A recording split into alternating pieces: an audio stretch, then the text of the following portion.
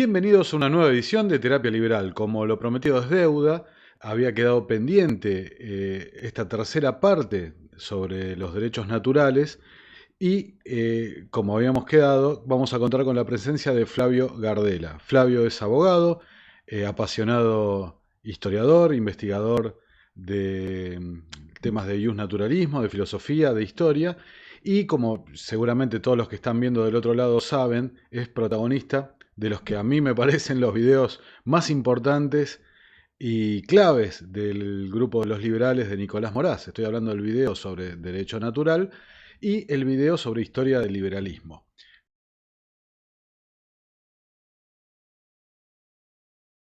El primer antecedente de esto, de negar una validez de la posibilidad de descubrir una ética universal, la encontramos con los filósofos escépticos, concretamente con el filósofo Pirrón de Elis. Estamos hablando de un filósofo que nació, si mal no recuerdo, el 360 a.C., murió en el 270 a.C. Básicamente la filosofía escéptica lo que decía es que no se puede, a uno viendo una verdad, habiendo una verdad, no se puede descubrir cuál es. Es imposible encontrar una verdad objetiva porque ante un argumento que afirma una cosa, según ellos, encontramos otro argumento que afirma otra cosa. Entonces es casi imposible, según ellos, en poder encontrar una verdad objetiva. Entonces, ¿cuál es la solución que ellos encuentran para esta cuestión? Dicen, para evitar esta dialéctica, esta discusión acerca de cuál es la verdad y cuál no es la verdad, lo más cómodo que es suspender el juicio, para así lograr la paz del alma, digamos. Pero ¿qué sucede? Ellos mismos reconocen que no se, por más que uno suspende el juicio, tiene que actuar conforme a algunos parámetros.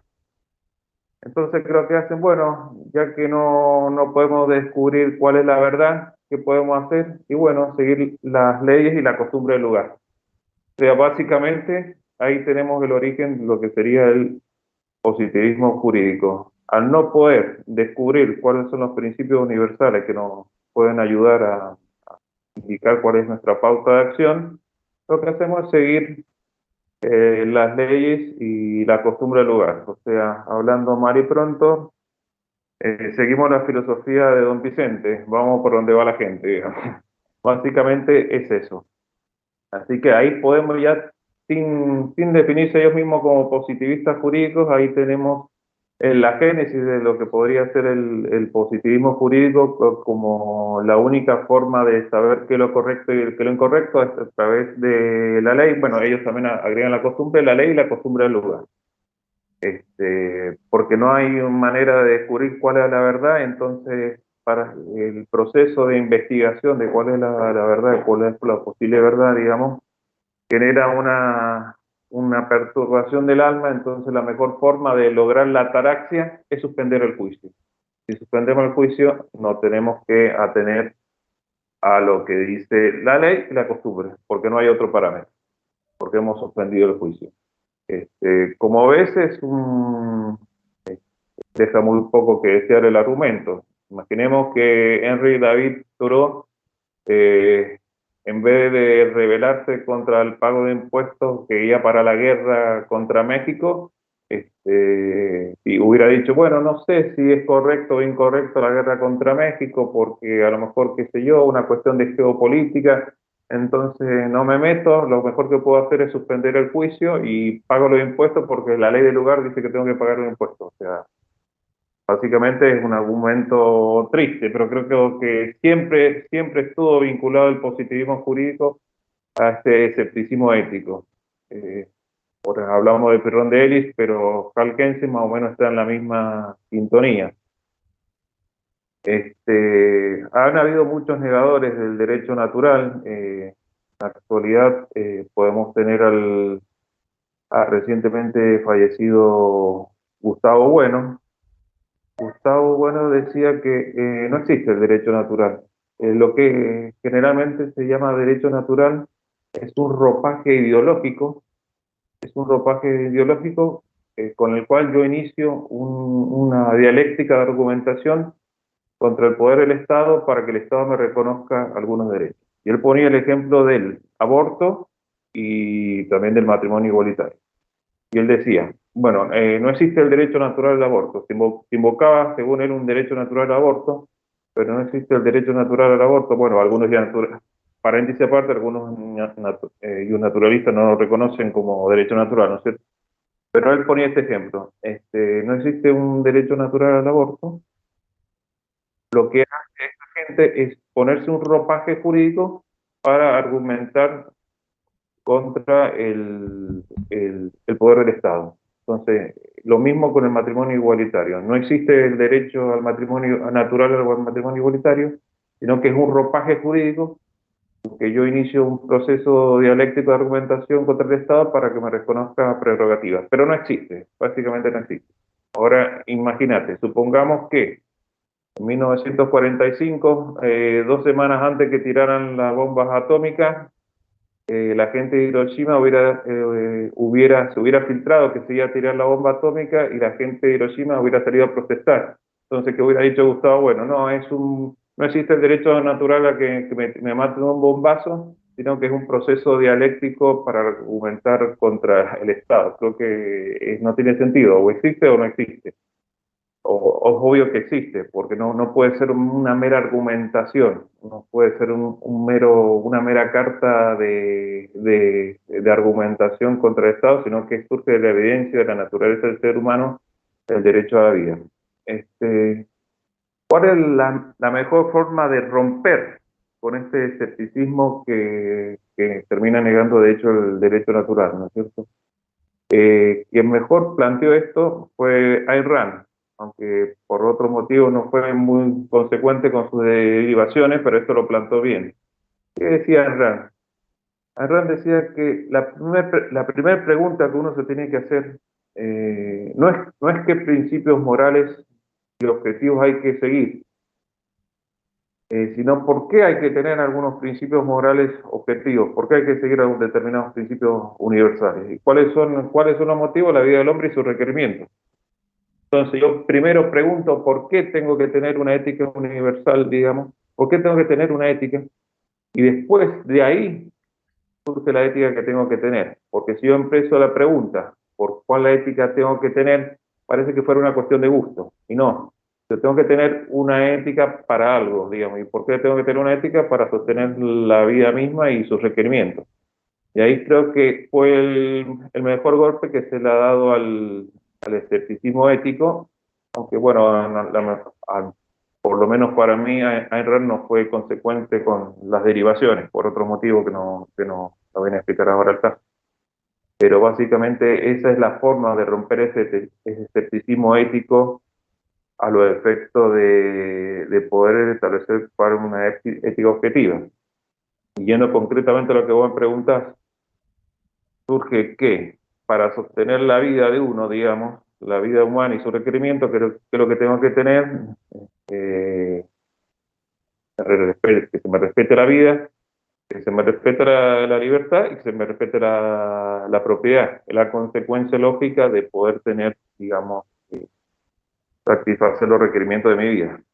No hay otra forma de hacerlo. Básicamente ahí queda claro cuál es la línea de lo que debe ser el derecho natural: respetar vida, libertad y propiedad a los efectos de poder sostener la vida y sus demás requerimientos. Porque si tengo la vida y no tengo la libertad y la propiedad, no me sirve. Lo mismo, si no me falta la propiedad, tampoco me sirve. No, en cierta forma no tengo tampoco la libertad, y si tengo la vida y la propiedad pero no tengo la libertad, es todo un trípode que tiene que funcionar conjuntamente, ¿no es cierto?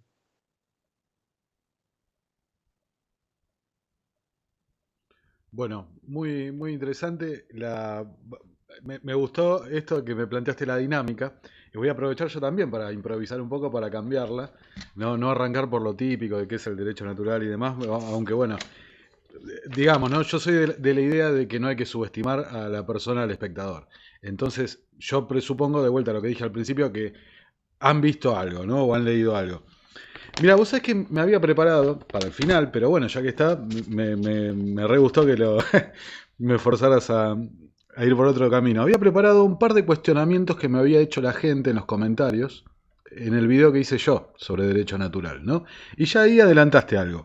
Pero mira, te voy a leer un poco los cuestionamientos y me gustaría saber tu opinión, ¿no? Al respecto. Antes de arrancar, sobre lo que dijiste breve, eh, me gusta mucho que hayas citado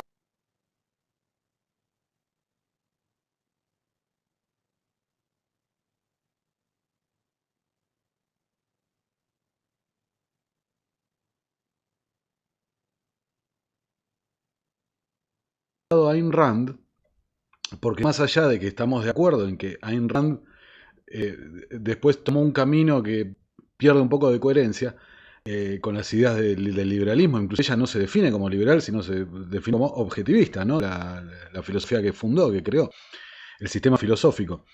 Pero sin embargo, lo que me parece muy interesante de Ayn Rand, y lo conecto con lo que dijiste vos y el derecho natural, es que ella hace un hincapié especial en separar el tema religioso, el tema espiritual, podemos decir, para centrarse en la razón, ¿no? En la mente humana como el instrumento que lleva a conocer esa ética universal, como bien dijiste.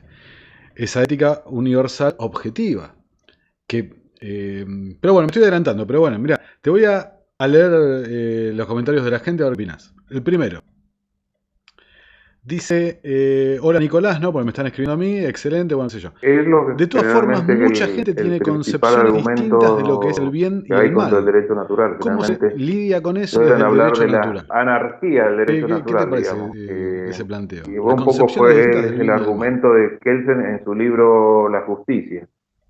Tenemos, según él, están los defensores del derecho natural que defienden la monarquía, los defensores del derecho natural que defienden la democracia, los defensores del derecho natural que defienden la anarquía, etcétera, etcétera.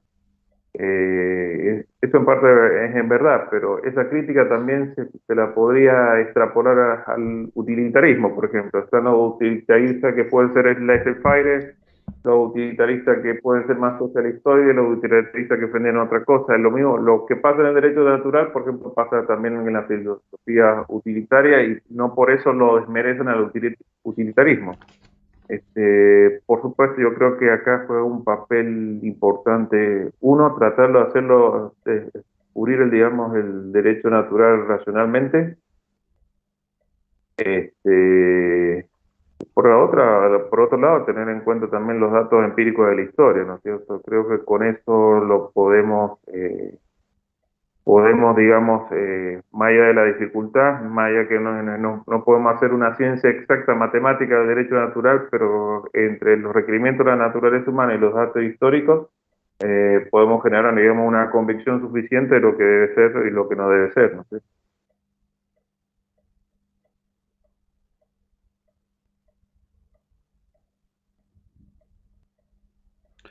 Claro, yo capaz te complementaría ahí de este tema, ¿no? Lo que plantea acá el espectador, ¿no? De concepciones distintas del bien y del mal. En definitiva, caer en un relativismo, ¿no? O por épocas, por culturas, por costumbres, como dijiste antes, es erróneo porque en definitiva, a través de la razón y este desarrollo de los derechos, como dijiste, a la vida, a la libertad, a la propiedad, el desarrollo profundo de esos conceptos, te lleva a un bien objetivo. El bien objetivo, en definitiva, es no dañar al otro, ¿no? Es, no, inclusive creo que le contesté algo así, no recuerdo, pero creo que esa concepción relativista en definitiva termina justificando, como tantas otras cosas, terminan justificando el accionar del propio Estado, ¿no? El desarrollo de la violencia para imponer un sistema o lo que sea. Mirá, otra cuestión, ¿no? Que hace otro espectador. Dice, el problema es que determinar una naturaleza humana objetiva puede ser bastante metafísico, ya que quien la determina se rige por parámetros arbitrarios o subjetivos, otorgados por un ente el cual no se puede probar su existencia, o alegan que el derecho natural surge porque sí. No estamos diciendo eso. ¿Qué opinas En de este Flavio? enunciado que hice la pregunta, que hay algo implícito, que cada cual tiene su proyecto de vida. Para tener que cada cual tenga su proyecto de vida, tenemos que tener vida, libertad y propiedad. Claro, él está diciendo más o menos que cada cual tiene una forma de ver las cosas, cada cual elige su camino. Bueno, pero para elegir su camino tenemos que tener vida, libertad y propiedad. Digamos que digamos, en la propia pregunta, él mismo está teniendo la respuesta sin que se percata de ello, ¿no es cierto? Porque básicamente es eso. Yo, si no tengo vida, libertad y propiedad, no puedo elegir mi camino cualquiera que sea. Cualquiera que sea, obvio que puedo elegir, puedo hacer con mi vida lo que quiera, pero justamente teniendo vida, libertad y propiedad. Totalmente. Y eso es a través digamos, una concepción racional de derecho natural. También hay que decir que el derecho natural, en líneas generales, en la historia, digamos, ha sido secuestrado, por decir de una manera, por la concepción aristotélico-tomista católica, digamos. Entonces, un poco como que nunca ha habido un distingo entre lo que debería ser moral y lo que debería ser derecho, por decir de una manera. Entonces, a través del naturalismo católico, se llega a conclusiones, por ejemplo, que el Estado no tiene que permitir el divorcio, por ejemplo. Era esa una de las concepciones de derecho natural aquel entonces, o eventualmente a través de esas concepciones de derecho natural católico, fundaban, digamos, con la cuestión de esta del bien común que defendía Santo Tomás, la obligación de la conscripción militar, por ejemplo. No se definía un poco moral, derecho, entonces como todo estaba mezclado. Eso un poco lo pone, punto final, lo pone la concepción racional de derecho natural, digo. Que ahí sí el individuo elige su camino, elige su proyecto de vida, pero para elegir su proyecto de vida tiene que tener esas tres cosas básicas de derecho natural para poder hacerlo. No queda de otro, sí o sí. Claro, en definitiva tiene sus valoraciones subjetivas, individuales, respecto a cuál es su proyecto, cuál es su búsqueda de la felicidad, digamos. Pero, Eh, Entiendo que eso sí es subjetivo, pero para poder concretar esa subjetividad tiene, tiene que partir de ciertos presupuestos objetivos que son vida, libertad, propiedad. No le queda otra. Si no, lo va a tener muy difícil. O si, al menos que pretenda tenerlo a costa de otro. Eso claro, es otro punto. seguramente, bueno, en Pasa definitiva que ahí ese es el Estado. pierde claro, lo que pasa es que en ese caso se pierde la simetría de las normas éticas. Porque si uno puede vivir a costa de otro, el día de mañana otro va a poder vivir a costa tuya, y entonces se pierde la simetría, la universalidad y la funcionalidad de lo que debería ser un derecho natural, ¿no es cierto? Perfecto. Y mira, se me vinieron dos temas a la cabeza. Voy a tratar de ordenarme. A ver, esto es improvisado, como pueden ver. Es una charla entre amigos. Eh, Vos fíjate, y ahora podemos seguir con esto, los comentarios de los lectores, ¿no? De los espectadores. Pero hay un profundo desconocimiento de qué es el derecho natural. Vos como abogado, yo también soy abogado. O sea, en el video mío conté la experiencia que en la universidad, literalmente la clase de Derecho Natural dura 15 minutos. Al menos en mi experiencia, no fue esa. Duró 15 minutos. Claro, es Claro, un poco más, es la tradición aristotélica tomista prevaleciente, digamos. Este, bueno, hoy en día generalmente en las facultades, después, bueno, de la crisis de la Segunda Guerra Mundial, estamos un poco más repartido la cosa. El positivismo jurídico no es tan hegemónico, pero tampoco no hay grandes alternativas. El derecho natural, generalmente no hay el derecho natural que se puede enseñar en las facultades, generalmente el derecho natural aristotélico tomista,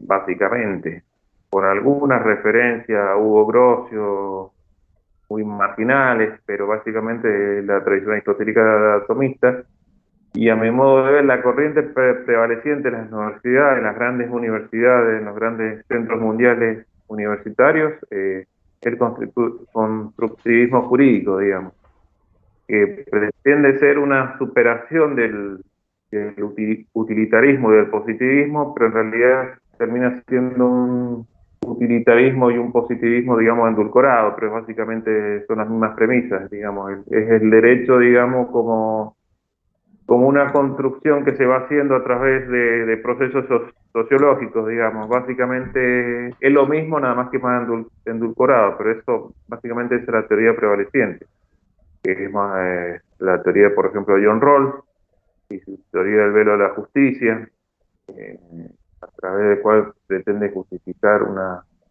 políticas de redistribución e intervención del Estado. Él dice, bueno, imaginemos que antes de la creación de la sociedad estamos en un velo de ignorancia, no sabemos si vamos a ser las partes, digamos, no sabemos si vamos a estar capacitados para actuar socialmente o vamos a ser disminuidos sociales. Entonces, ante ese velo de ignorancia, digamos, nosotros elegiríamos una políticas distribucionistas, etcétera, etcétera. Entonces, mientras ese velo de ignorancia, él pretende justificar básicamente un programa casi socialdemócrata.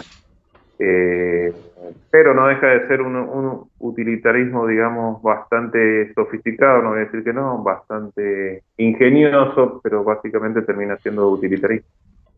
Por más que quiera ser superador del utilitarismo y del positivismo, también no deja de ser una forma de querer justificar, de rediseñar la sociedad en base a una argumentación bastante rebuscada, ¿no? Mirá, te cuento una anécdota. Un secretario de juzgado, que por supuesto no lo voy a nombrar, saludos Roberto, ¿no? Un secretario de juzgado, discutiéndome sobre el liberalismo, me dijo, esta es la gran obra liberal, y me mandó el PDF del libro de John Rawls, ¿no? O sea, que parte de una premisa completamente que no, o sea, no se puede verificar en la realidad, no existe el velo de la ignorancia. Porque venimos, o sea, la sociedad se va construyendo, por eso existe la costumbre, por eso existen tantas cosas, porque la sociedad va evolucionando. No, o sea, ya parte de una premisa que es completamente discutible, para terminar en lo que decís vos, en una justificación de este utilitarismo, de una suerte de Estado redistribuidor de la riqueza, etcétera. Ahora, ese secretario de juzgado, que después concursó para ser juez, y entiendo que le fue bien, hace rato que no tengo el gusto de charlar con él, me dijo literalmente, la igualdad ante la ley no existe. Jamás la podemos aplicar y jamás se puede llevar a la práctica. ¿Por qué? ¿Por qué? Porque no existe la igualdad ante la ley. Ahora, claro, por supuesto, en una sociedad como la de John Rawls, o en una sociedad, no me pongo tan teórico, en la Argentina, por ejemplo, o en cualquier lugar donde existe un modelo de Estado benefactor, por supuesto no existe la igualdad ante la ley, porque ese mecanismo de redistribución, de violación del derecho natural justificado a través del derecho positivo, te lleva a la sociedad de la ley de la selva, la continua lucha de uno sobre otro para conseguir más privilegios, ¿no? ¿Qué te parece esto? No existe un futuro juez diciendo no existe la igualdad ante la ley. A ver, simetrías que unos tienen que mantener a otros. Unos tienen que eh, pagar impuestos excesivos y otros directamente tienen el derecho de quedarse en casa con o sin pandemia, recibiendo asignaciones de todo tipo. A no haber simetría en ese caso, obvio que no todos somos iguales ante la ley, en el caso concreto, pero no es lo que, no es lo que, no es el principio, digamos, con que se pretendió en su momento sostener la civilización, ¿no? Que fue justamente la igualdad ante la ley. Justamente los procesos de distribución son los que atentan contra la igualdad ante la ley, eso es obvio. Ahí sí que, mientras unos aporten y otros reciban, obvio que ahí no hay simetría, ¿no es cierto? Encima, bueno, ya que sacaste el tema de los confinamientos y demás, ¿no? Que esto me gusta porque son temas actuales para que el espectador, el oyente, naturalice esto, que el derecho natural está en todos lados, todo tiempo, en todo lugar, como un orden objetivo, ¿no? Diferente a las valoraciones subjetivas de los proyectos de lo que hacemos con esos derechos naturales que tenemos. Ahora, está continuamente siendo violado, profanado, sepultado, negado por el derecho positivo, por el ordenamiento jurídico que termina siendo el mecanismo mediante el cual esta organización criminal a la que llamamos Estado termina destruyendo justamente nuestros derechos naturales. Ahora, ¿qué opinión tenés? Sí, decime. Generalmente esta violación de los derechos naturales generalmente se hacen en base a cálculos utilitarios. Entonces fuimos confinados en base a cálculos utilitarios y resultó que los resultados utilitarios no existieron. O sea, perdió desde el punto de vista del utilitarismo, has perdido.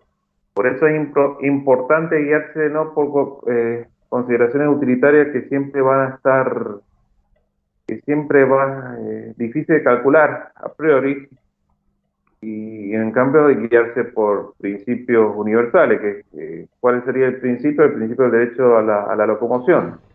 Si uno sale a la calle, sabe a lo que pueda atenerse, está en su derecho. Y quien viene a mi casa a una reunión social sabe las consecuencias. Mientras esté informado, cada cual es libre de hacer lo que se le da gana. Él sabrá las consecuencias cada cual tiene derecho a correr los riesgos que quiera de correr. Y los cálculos utilitarios, escenar eso en base a cálculos utilitarios es un despropósito, aparte que los resultados No no cumplen con acompañaron. claro, apenas pierden desde el punto de vista utilitario. La paradoja es que desde el punto de vista utilitario también terminan perdiendo, y terminan perdiendo Sí, por sí. goleada, ¿Y digamos. qué te parece que el presidente haya utilizado un argumento básicamente el que describiste recién, para tratar de justificar, digamos, el tema de las reuniones en Olivos y demás? O sea, para los que no saben, el presidente dijo que como no se propagó la enfermedad, no habría delito, ¿no? Entonces, en definitiva, lo termina reduciendo a eso, de si efectivamente no se puede comprobar que yo lo transmití, no hay un daño, porque no hay una violación sobre la propiedad del otro, sobre los derechos del otro, porque no le transmití, entonces no se comete el delito, no hay un nexo causal, ¿no? en el hecho del daño. Ya hay personas que por juicio de flagrancia ya han sido condenados con el argumento que dice lo contrario. Ese es el tema. Ya hay gente que se sometió al juicio abreviado y ya fue condenada por violar las normas que establecen en pandemia, sin que necesariamente se haya probado que con eso haya contagiado a otra persona. Sin que se haya producido un Este, daño, no se puede comprobar. otro argumento, están ahora fabricando otro argumento que no fue el que se aplicó al principio, porque el artículo 205 del Código Penal creo que era de conducta objetiva, independientemente que causes daño o no. O sea, es las cosas que para lo que se presta El, el andamiaje legal. el que O, propagare, claro, el que cuando me... propagare una enfermedad, pero si no, ahí se te cortó. Ahí está, sí. Hola, ahora. Claro, no era el argumento que se daba al principio que tengo entendido. No lo tengo en fresco cómo era la redacción del artículo, pero tengo entendido que gente que sin haber propagado la enfermedad, por negarse a cumplir las normativas establecidas para evitar una pandemia, ya fueron condenadas porque fueron sometidas a juicio abreviado. Por lo menos eso es lo que pasó hasta abril, mayo del 2020. Bueno, después se empezó a hacer un embudo judicial que hay causas que todavía que quedaron, que lo más probable es que terminen prescribiendo, ¿no es cierto? al principio, cuando se empezó a aplicar la prerrogativa del llamado juicio abreviado, por lo menos acá en Mendoza, gente que fue condenada sin que haya entrado a discusión si propagó o no la enfermedad. Entonces, un poco, digamos, es lo para que se preste cuando no hay principios éticos universales, empezamos a jugar el truco con la normativa legal. Esto es así. En definitiva, terminamos todos sometidos al designio de un grupo de científicos, una suerte de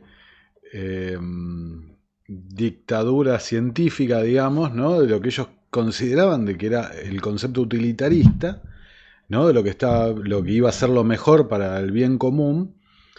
Y me causa gracia que en definitiva ahora, para justificar la comisión propia de un delito, utilizan los argumentos, digamos, más cercanos a la idea de la libertad o a la idea de un derecho natural, ¿no? Diciendo, ¿cómo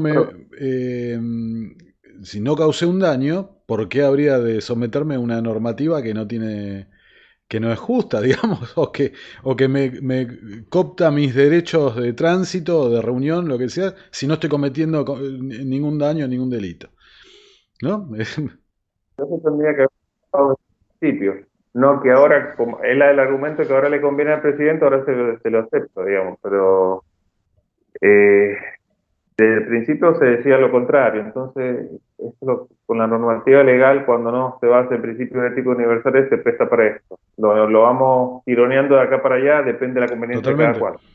cual. Eh, Totalmente. las consecuencias de los actos no se pueden prever, lo mejor es actuar por principio. No hay vuelta. Consecuencias de los actos no se pueden prever. Entonces, ¿cuál tiene que ser el parámetro? Los Totalmente. principios. Totalmente de acuerdo. Y me gusta que sacaste el tema constitución, ¿no? La constitución, la base, digamos, del ordenamiento jurídico, porque casi que deriva, digamos, en el concepto del contractualismo, ¿no? El tema del pacto social y demás. ¿Existe un pacto social? ¿Qué te parece? No, el pacto, yo en ese sentido, yo me inclino por la teoría predatoria del Estado, digamos, un grupo de bandoleros y piratas que tenían la costumbre de saquear un lugar e irse, saquear un lugar e irse. Un día se avivaron, dijeron, en vez de saquear e irnos, saquear todo, destruir todo, nos quedamos. eh, le pedimos el 10% o el 20 o el 30, lo que fuere, para, para no saquearlos más, y de paso lo protegemos de otros saqueadores. Básicamente eso es lo que dice la teoría predatoria del origen, no del Estado, sino del poder político en general. Básicamente ha sido eso, una cuestión de fuerza. Una cuestión de fuerza y nada más, pero no hay manera de sostener otra postura, la hipótesis más probable, esto, aplicando lo que se suele llamar la navaja de Occam, digamos, la explicación más plausible tiene que descartarla al resto de las explicaciones, indudablemente que es una teoría de fuerza, y que aún suponiendo que hubiera un contractualismo, esto no puede afectar a futuras generaciones. Y allá de por sí con eso alcanza la teoría del contractualismo, ¿no? Es imposible que lo que contrataron hace 3, 4 siglos pueda afectar a futuras generaciones sin tener ningún tipo de salvoconducto, digamos, por decir una manera. Desde el punto de vista de la lógica racional es Bueno, imposible. un muy buen ejemplo actual, digamos, es la deuda externa. A través de los actos de gobierno justificados por el consentimiento, la delegación de el supuesto gobierno del pueblo a través de sus supuestos representantes, y estoy, o sea, comillas en todo lo que estoy diciendo, eh, eh, te endeudan a perpetuidad, digamos, condenando a las generaciones futuras a una vida miserable. Todo en nombre del supuesto pacto social o el contrato social que hemos firmado para vivir en sociedad sometidos, subrayo y resalto, sometidos al poder coactivo de el que dicta las leyes, ¿no? El que gobierna por decreto. Exactamente. Bueno, es el ejemplo que vos me das refleja todo el problema, lo que es termina siendo al final el Estado moderno, porque por un lado también se endeuda, por el otro lado crea impuestos, a impuestos a todos, o sea, emite dinero. Deuda, se tienen que endeudar y aumenta la tasa impositiva. O sea, si, bueno, si por lo menos aumentara la tasa impositiva y no se endeudara, pero tiene todos los males completos, digamos. Esto es un ejemplo más rampante de cómo va fracasando el Estado moderno. El Estado moderno está hackeado, digamos, a muerte en todos lados, digamos, las diferencias son de grado. Nosotros Argentina podemos hacer un hipérbole de eso que está pasando en otras naciones, pero todas las naciones tienen el mismo problema. A pesar de tener una alta carga impositiva, básicamente todas, o casi todas, están endeudadas. Te hago una pregunta. Lo que está pasando en Afganistán, ¿te parece un ejemplo de lo que dijiste de la teoría del Estado depredador? De cómo se forma un Estado mediante, o sea, lo que dice Oppenheimer, ¿no? Digamos, una banda de criminales toma el terreno, el territorio y forma una estructura burocrática y convierte, esto lo agrego yo, convierte a la ciudadanía en propiedad privada de ellos. Bueno, lo que pasa en Afganistán que, digamos que no hay, a mi modo de ver, ¿no es cierto? No, eh, se pierde el músculo de la resistencia, digamos. Han estado durante mucho tiempo bajo el protectorado de Estados Unidos. Estados Unidos se va y como que no hay músculo propio como para resistir. Creo que básicamente ese es el problema, ¿no es cierto? Es lo que suele pasar, digamos, cuando nos acostumbrado a la vida bajo el amparo del Estado, digamos. Esto es un tema para tenerlo presente no solo por el tema de Afganistán, sino en todo lo que debe ser la hipótesis de una eventual sociedad sin Estado. Hay músculos que están dormidos y hay que empezar a ejercitarlos, digamos. Porque por más que nosotros creamos en el derecho natural no se defiende solo, o sea, lo defendemos organizadamente. Y ese músculo comunitario para defenderlo organizadamente no está ejercitado. Si apretara un botón y mañana desapareciera mágicamente el Estado, no tenemos ese músculo, andamiaje comunitario para gestionar nuestros propios derechos, digamos, para protegerlos. Eso no está Sí, dormido, digamos. Estamos mal acostumbrados y al estar mal acostumbrados, por más que se vaya una capa dirigente, va a venir otra. perdón. Sí, me parece re interesante el tema que sacaste, porque una de las críticas quizás más contundentes o duras, ¿no? Respecto a considerando el anarcocapitalismo o una sociedad sin Estado, es eso, ¿no? Cómo ejercer la defensa en un mundo donde los demás no son anarcocapitalistas, ¿no? Entonces ahí empiezan a justificar las Fuerzas Armadas y terminan en definitiva justificando el Estado. Pero es un tema re interesante, quizás da para otra charla. Pero Más en el sentido de que, bueno, generalmente se habla de privatizar las fuerzas de seguridad. las... eh, ¿Por qué necesariamente privatizar? Yo por más que creo en el libre mercado, la seguridad y la justicia no necesariamente tiene que estar sujeto a oferta y demanda, ¿eh? Eso se puede organizar de otra forma, eh, comunitariamente, no necesariamente tiene que ir al sistema de precios. Una forma para mí, la seguridad y la justicia no necesariamente es un recurso escaso que las personas saben organizarse. En otros ámbitos el mercado puede funcionar mejor, pero creo que ahí hay un poco para rever de la teoría libertaria, digamos, Sí. porque no necesariamente la seguridad y la justicia tiene que ir al sistema de precios. Un poco que pasa con la educación. ¿Por qué la educación no necesariamente tiene que ir a uno, ¿por qué va la educación? Va a la oferta educativa, poniéndome, porque existe la certificación oficial. Si no existe la certificación oficial, si cada cual puede aprender por sí mismo, no es necesaria la oferta educativa, no necesariamente tiene que estar sujeta al sistema de precios. Pero como existe la certificación oficial, por más que la educación sea privada, va al sistema de precios. Pero digamos, hay que tener cuidado de no hacer artificialmente recursos escasos cosas que no lo son.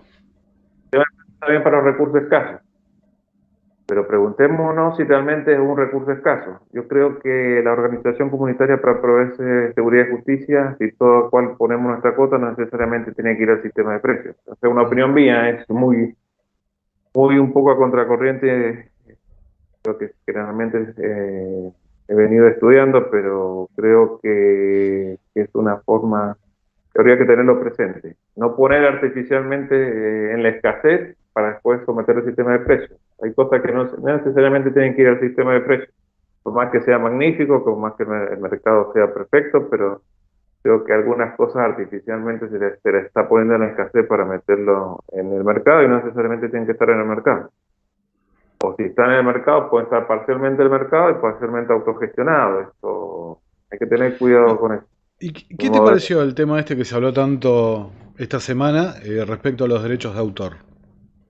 O sea, sabes de lo que estoy hablando, ¿no? De el candidato Javier Milei que se lo ha acusado, digamos, o se ha revelado que muchas de las notas que firmaba en el Cronista Comercial contenían párrafos textuales con algunas palabras cambiadas, digamos, de otros autores, de autores muy famosos, Mises, Rothbard, Hazlitt, Hayek, y firmaba las notas como Javier Milei sin citar la fuente ni nada. ¿Qué te parece eso del tema del derecho de autor? Porque descubrí, o sea, confieso que era un tema que yo no conocía prácticamente nada y esta semana aprendí la diferencia entre parafrasear, citar, referenciar, el derecho de autor, copyright, patentes, un montón de cosas que no las tenía presentes y me di cuenta de la gran confusión que existe en este tema, ¿no? ¿Qué te parece desde el punto de vista del derecho de autor, que es un tema tan controversial dentro del mismo liberalismo? Mira, yo francamente no lo he estudiado mucho. Yo estoy a favor de que se utilicen citas de otros autores, pero siempre haciendo referencia a quién viene la idea, ¿no es cierto?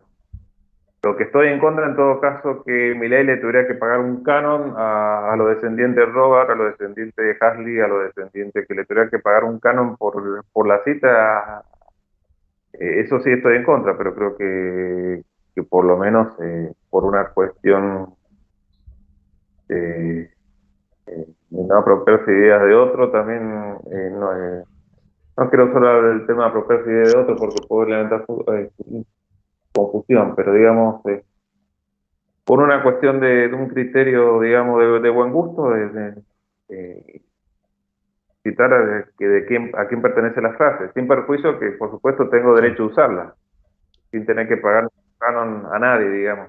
Es más, sin tener que pedir permiso, Claro, es como es que deber. vos sabés que es muy interesante porque hay una confusión tan grande. O sea, cualquier persona puede citar y tomar párrafos de otro autor sin ningún problema dentro de la utilización para divulgación o educación o lo que sea. eh, Creo que hay un límite, de todas formas creo que hay un mil límite palabras me de parece, párrafo o es el algo. límite. Pero, pero hay también un deber, digamos, moral de citar, de no apropiarse de la idea de otro. Pero otra cosa es el copyright, o sea, la reproducción parcial o total de una obra con fines comerciales es algo es distinto. Eso sí requiere la autorización, pero para escribir simplemente digamos que habla de buena gente citar y no apropiarse de lo que escribe otro. Más cuando uno está interesado en divulgar una determinada escuela de pensamiento, si nosotros hacemos este video, qué sé yo, y, y no mencionamos a Locke o no mencionamos a Ayn Rand o a Rothbard o a quien sea, nos estamos divulgando a nosotros, no estamos divulgando a la escuela de pensamiento. Entonces la idea es divulgar la escuela de pensamiento, ¿no? Me parece a mí. Inclusive, te agrego esto y No, ya te dejo hablar, inclusive han dicho la barbaridad de que Rothbard estaba en contra de los derechos de autor. No, Rothbard estaba a favor de los derechos de autor. Está el video ahí en YouTube, lo pueden ver, de 2 minutos de Rothbard hablando a favor de los derechos de autor.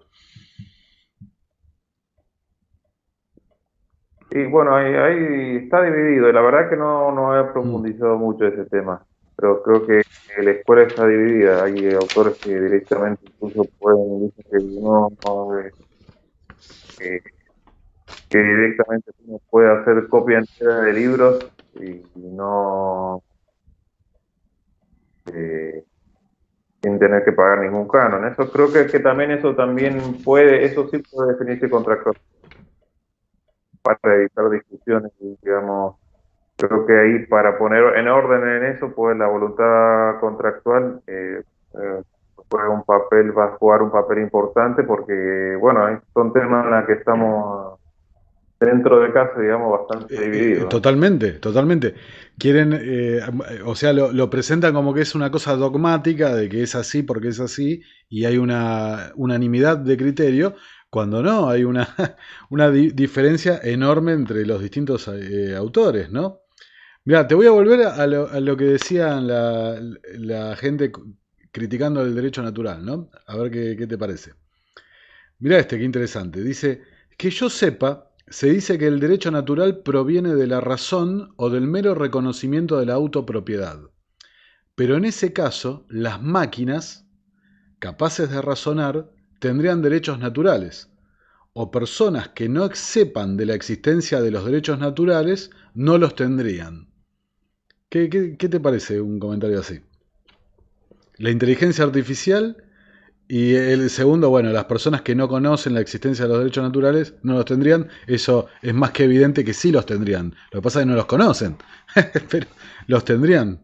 No conocer el derecho no implica el no cumplimiento de él. Tenerlo, todos tenemos derecho de vivir.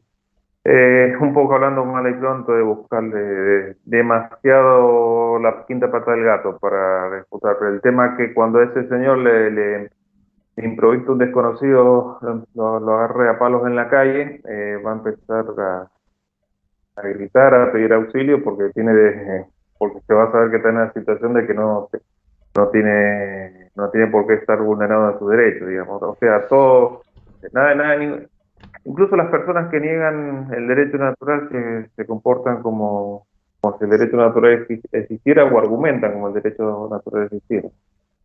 Eh, es lo muy común. He visto personas que dicen, no creo en esto en el derecho natural, pero después al rato habla de un caso de violación y dice, y argumenta como si existiera un derecho natural. Hay un poco es como un fenómeno de disociación, digamos. No creo en el derecho natural, pero argumento como si el derecho natural existiera. Creo que es muy común esto. Estoy viendo que es muy común. O sea, todas estas preguntas que Este, seleccioné, vos fíjate que tienen muchos puntos en común. Primero, un desconocimiento total. Segundo, una presunción de que el derecho el derecho de la persona, ¿no? De los derechos inherentes al ser humano, nacen del orden positivo de lo que emite, otorga el propio Estado. Como hay un desconocimiento, una negación de que exista un estadio previo al Estado y un estadio previo donde el ser humano tenga derechos fuera de ese Estado, ¿no? Y esto habla, yo creo, de lo que comentamos antes, de la formación que tiene la gente en los abogados, la formación que uno recibe en el colegio respecto a estos temas, ¿no?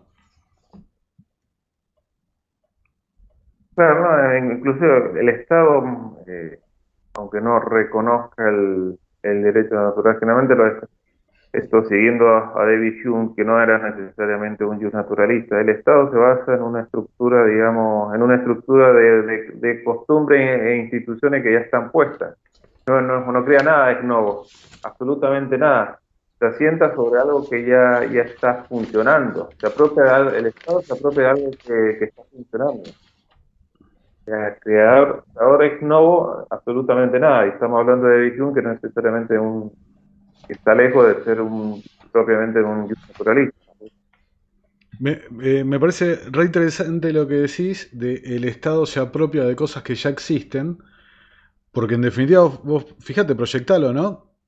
El orden social, la organización comunitaria o social que existía previo al Estado, el Estado la toma, para mí descripto correctamente con esa idea de Oppenheimer, violentamente, un grupo violentamente se apropia de esa sociedad, de esa estructura. Otro ejemplo es la moneda, ¿no? Algo Exactamente. generado por el orden espontáneo, el Estado se apropia y se auto-otorga el monopolio de su emisión y su creación, digamos, ¿no? Distribución, etcétera, el curso legal, por la fuerza. Después, este comentario que te leí recién de las máquinas, ¿no? La inteligencia artificial. Claro, vos fíjate qué profundo, ¿no? Porque hay otro que iba a leer recién, a continuación, que hace un planteo más o menos similar con los animales. Dice, si los animales tuvieran razón, llegarían a la conclusión de un derecho natural. Pero bueno, ¿qué es lo que nos hace humanos y qué es lo que nos separa de los animales y qué es lo que nos separa por ahora, digamos, hasta que Elon Musk siga con sus robots de la inteligencia artificial? Justamente la razón, la conciencia, eh, todos estos elementos y la evolución a través del tiempo es lo que nos hace humanos.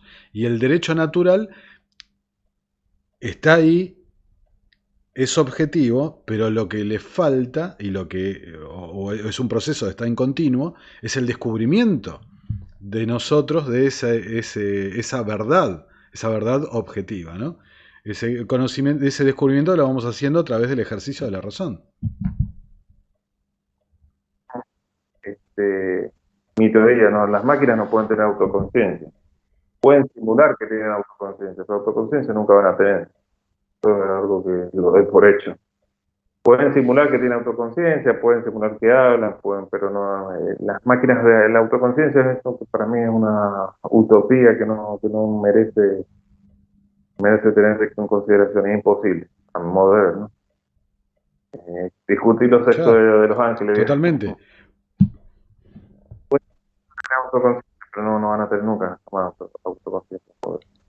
Y hablamos del contractualismo, hablamos del pacto social, de el derecho positivo, ¿no? El normativo. Eh, no hablamos de la democracia. ¿Qué te parece esta idea del consentimiento, la legitimidad del poder, la representación? Y digamos que por más que uno vaya a votar, no deja de ser un juego, aunque que nos invitan de prepo. Y creo, bueno, que la democracia, lamentablemente, la democracia está colapsada, por lo que te mencioné recién. No hay democracia que no tenga alta presión tributaria, no hay democracia que no tenga endeudamiento, no hay democracia que no tenga problemas más o menos nosotros con la cuestión monetaria. En los últimos años, últimamente eso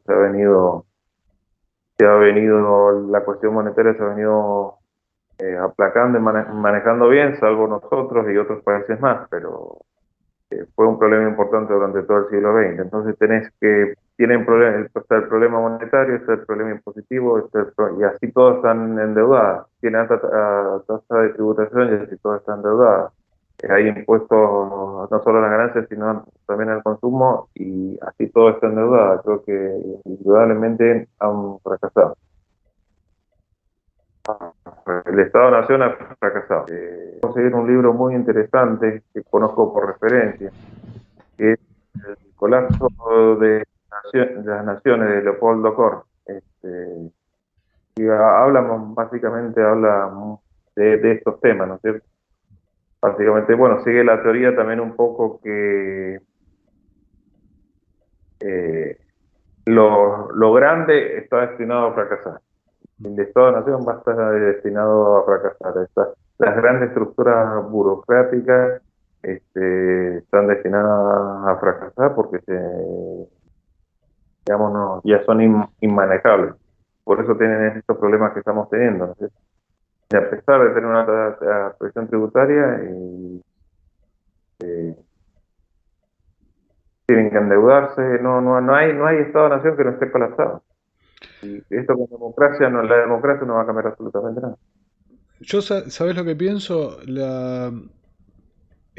O sea, la gente va tomando conciencia de la falacia de la representación, de que realmente no, el consentimiento que prestan después termina dando lugar a cualquier medida, a la justificación de cualquier medida política, digamos, ¿no? El ejemplo del 2020 con los confinamientos me parece el ejemplo más grotesco, ¿no? Que he visto en mi vida. Entonces se van dando cuenta, pero desde un punto de vista utilitario. Cuando el Estado... Sí, yo no soy, mu- soy muy pesimista que en ese dando cuenta lo vayan a canalizar en algo. Yo veo en ese sentido, eh, no veo la gente dispuesta a dar ese gran salto, prescindir de las estructuras burocráticas. Eh, por eso a mí no se me ocurre que la gente no quiera abandonar el sistema estatal. Eh, Sería bueno pensar soluciones, ya que la gente no está dispuesta a abandonar, digamos, el estatismo. Habría que pensar alternativas para que el poder estatal sea menos nocivo, que por supuesto no es la clásica división de poderes que ha fracasado, pero sí una valorización del poder político y desmembrando los Estados-nación, que es un poco la tesis justamente del libro que yo te cité de Leopoldo Kor.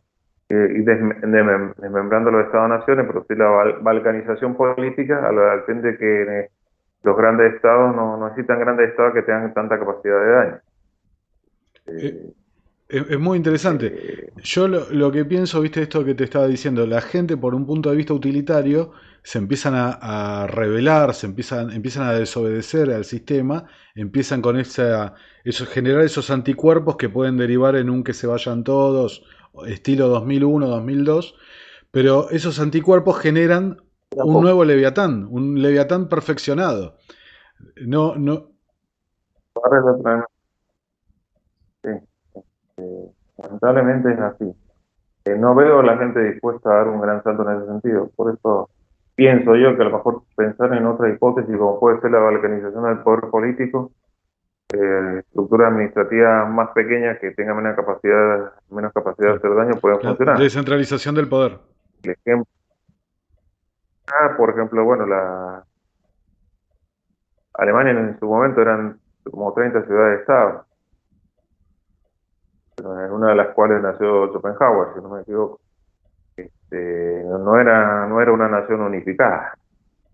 Hubieron en una época, pasó así, creo que en Italia también tuvo una época así, etcétera, etcétera, etcétera. Y bueno, en esas épocas justamente fueron florecientes. Eh, es una alternativa, ya que cierto pesimismo antropológico me lleva un poco a desconfiar que un día pongamos tener una sociedad sin Estado, pero sí podemos tener una balcanización política con estructuras administrativas más pequeñas. O sea, lo contrario es lo que se quiere hacer ahora. Todo este quilombo se lo quiere solucionar ahora con un Exactamente, gobierno mundial. exactamente O me eh, Sato, no digo que sea lo ideal, pero lo más sensato es ir hacia una balcanización política, que es lo que propone un poco Leopoldo Cor en su libro El colapso de la nación. Libro que aclaro que, repito y aclaro que conozco por referencia, no, imposible conseguirlo. Por algo es imposible conseguirlo. Es más, este libro lo escribió Leopoldo Cor, lo escribió en 1951, pudo publicar recién en 1957, encontró una editorial que lo podía publicar. Y eso es un indicio de por qué será. Totalmente, totalmente. Es que todo lo que es... Muy interesante que tardó 6 años en encontrar una editorial que lo pudiera publicar y no se conoce mucho, lamentablemente. Yo conozco algún por referencia, he ido juntando referencias, pero el libro en sí nunca, es imposible que lo vaya a conseguir. Flavio, para ir terminando, porque ya estamos en la hora de grabación, no te quiero robar más tiempo. Dos cositas nada más. La primera, ¿qué opinión te merece esta idea de referentes liberales presentándose, metiéndose en el sistema con la idea de dinamitarlo desde adentro, entre comillas? ¿Se puede dinamitar desde adentro? ¿Qué te parece? El Estado-Nación tiene su propia dinámica. Al menos que, no sé, que integren un partido secesionista, ahí le puedo creer un poco más, por ejemplo, hablando de lo que estoy apuntando de la Ujú. balcanización del poder político. Si me meten un partido secesionista que me prometan por lo menos eh, ir desmembrando el poder político, ahí le puedo llegar a creer, pero ya queda claro que el Estado-Nación tiene su propia dinámica, ¿no es cierto? No hay manera de controlarlo. Bueno, y Eh, no, claro, no solo no hay manera de controlarlo, sino que como todo monopolio tiende a crecer cada vez más. Entonces es una falacia absoluta tratar de dinamitarlo desde adentro, porque tienen los propios anticuerpos para que jamás pase eso. Al menos que sea un partido secesionista, que ahí lo puedo,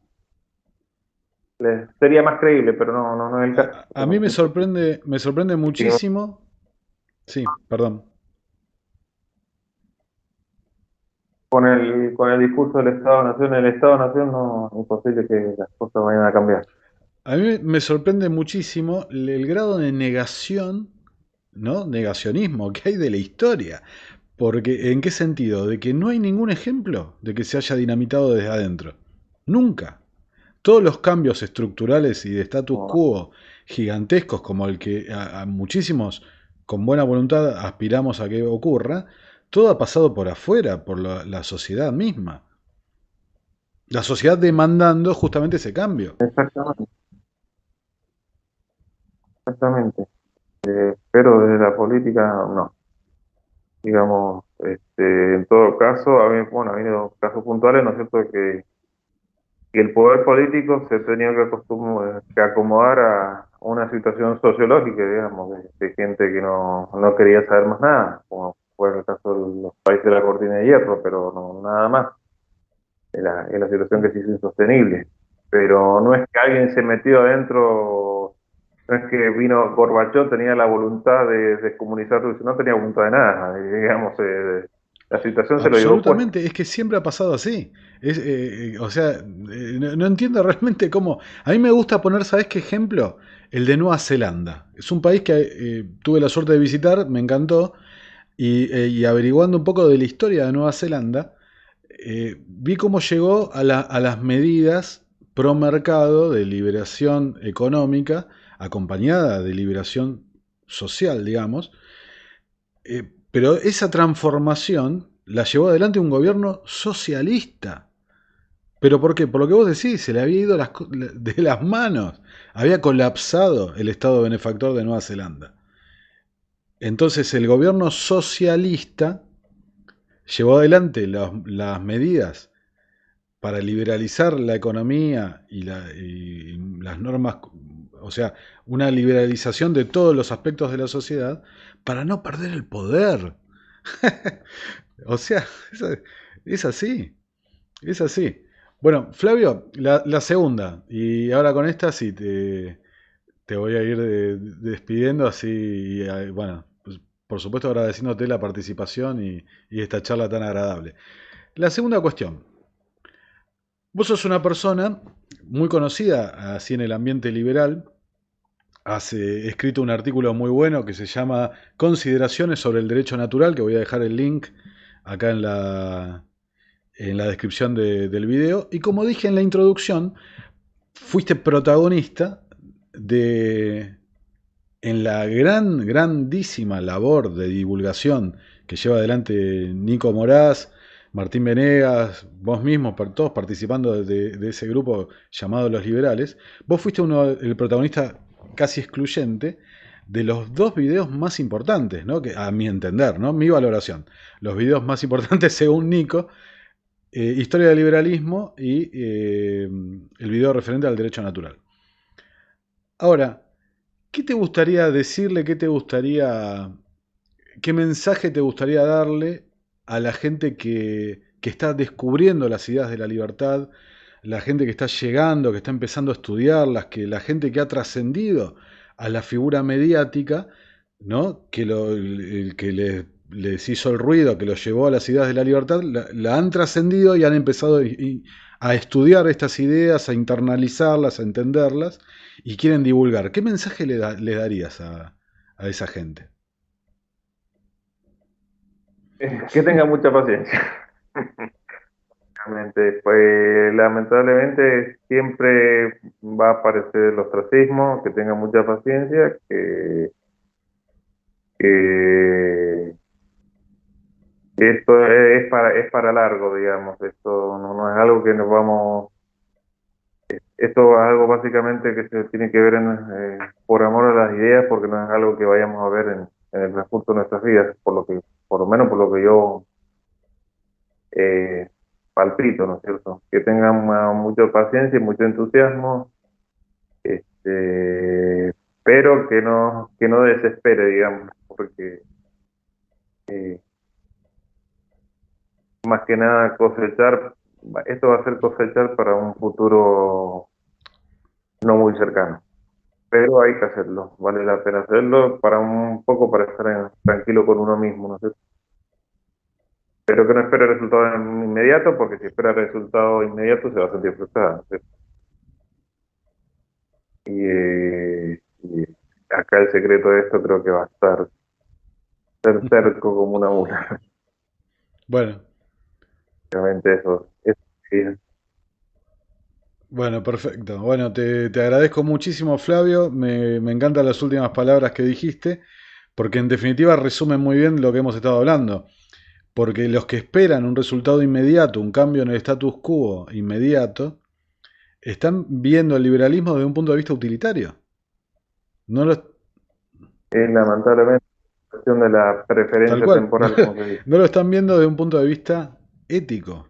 Porque el liberalismo, la libertad del individuo, este reconocimiento de lo que nos ha reunido, que son los derechos naturales, nos ha reunido en esta charla, en definitiva habla de la propia naturaleza del ser humano, de lo que está bien, de lo que está mal, y le da una trascendencia, entenderlo, pensarlo, le da una trascendencia diferente al propio ser humano, ¿no? Lo saca de un estadio primitivo y lo lleva a una cosa más trascendente, de hablar de esto, de propiedad, ¿no? Hablar de libertad, hablar de la vida, hablar de la igualdad, hablar del reconocimiento de que nadie tiene una jerarquía impuesta por una norma. Las jerarquías existen en la sociedad, pero surgen, ¿no? O de la costumbre o de la costumbre no, del propio voluntarismo entre individuos, de la propia aceptación de un... Sí, La espontaneidad de las instituciones que se forman exacto. naturalmente, que no tienen que ver con burocráticas, ¿no sé? Así que bueno, me encantó este cierre, lo que dijiste, porque la esencia es esa, salir del utilitarismo, pensar en algo más trascendente. No lo vamos a ver en nuestras vidas, nosotros ya somos grandes, no lo vamos a ver, pero lamentablemente es muy probable que nuestros descendientes tampoco lo vean, porque estamos muy lejos realmente. Cuando abrimos un portal de internet, de noticias, para mí es lo que vos dijiste, estamos yendo paso directo hacia una suerte de gobernanza mundial. Y, y se vienen tiempos muy difíciles para el individuo, para la libertad, y ni hablar para esa igualdad ante la ley, ¿no? Cada vez estamos más en un sistema de castas privilegiadas. Así que bueno, Flavio, últimas palabras, ¿qué le querés decir a la audiencia? No, básicamente que lo importante, digamos, todo esto se resume en no tiranizar al prójimo. Si no queremos que nos tiranicen a uno, no tiranicemos al prójimo. Esa es la única forma que hay de poder tener una civilización. Si no, lo demás es mentira. Así de sencillo, ¿no? El único, la única ley, no le hagas a los demás lo que no quieres que te hagan a ti mismo, ¿no? Bueno, Flavio, muchísimas gracias por haber aceptado este encuentro. Nos estamos viendo en otro momento, ojalá. Así que bueno, muchas gracias y le mando un saludo a todos los seguidores, espectadores de Terapia Liberal. Los invito a suscribirse, a compartir el material y los leo en los comentarios como siempre. Muchas gracias y un abrazo a todos.